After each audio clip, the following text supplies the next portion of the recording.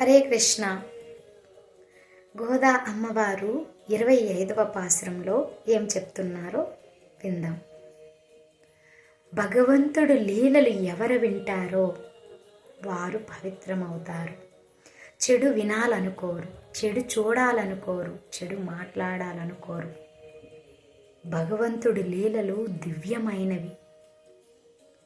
ఉదాహరణకు సినిమాలు చూస్తే అది కర్మ, ఆకర్షణలు, చెడు ఆకర్షణలు.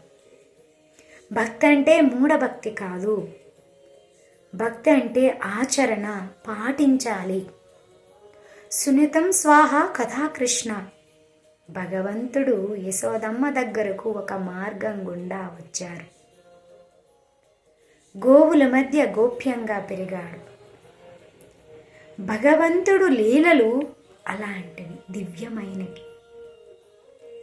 భగవంతుడు గుడిలోనే ఉంటారు, విగ్రహాల్లో ఉంటారు అనుకునేది మూఢభక్తి.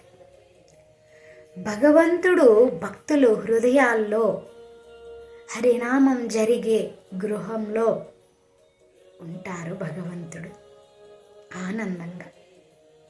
గోదా అమ్మవారు గోపికలు భగవంతుని పాదాలు శరణ పొందారు.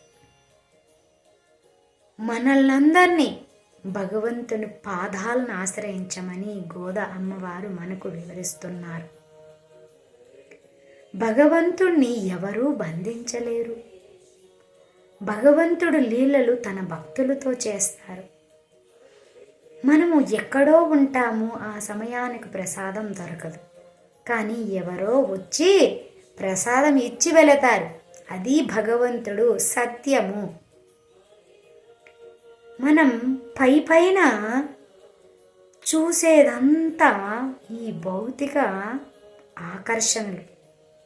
భగవంతుడు ఆకర్షణ కాదు, ప్రేమ, సత్యము. భగవంతుడు లీలలు ఎవరు వింటారో, ఎవరు సేవ చేస్తారో, భాగవతులు నిత్యం భగవంతుని గురించే ఆలోచిస్తారు. మరి భగవంతుని గురించి ఆలోచిస్తే దుఃఖం ఎందుకు వస్తుంది? దుఃఖం రాదు. ఇది సత్యం, సత్యం పునఃసత్యం. హరే కృష్ణ. ధన్యవాదాలు.